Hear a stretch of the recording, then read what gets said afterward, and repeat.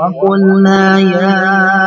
آدم اسكن أنت وزوجك الجنة وكلا منها رغدا حيث شئتما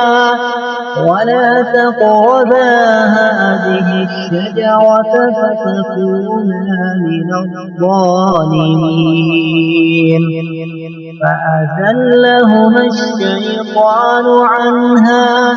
فأزلهما الشيطان عنها فأخرجهما مما كانا فيه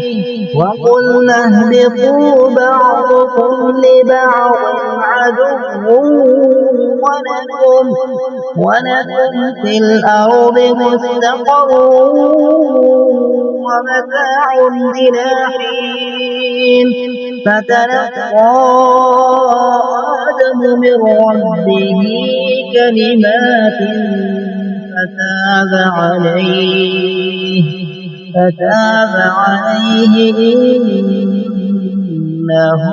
هو التواب الرحيم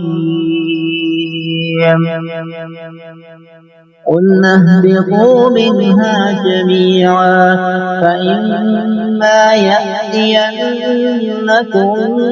مني هدى فمن تبع هداي فلا خوف عليهم ولا هم يحزنون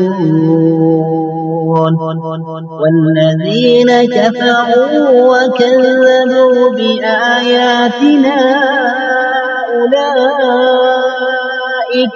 أولئك أصحاب النار هم فيها خالدون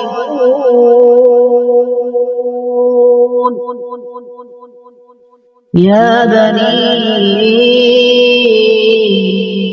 إسرائيل اذكروا نعمتي التي أنعمت عليكم وأوفوا بعهدي أوف بعهدكم وإياي فارهبون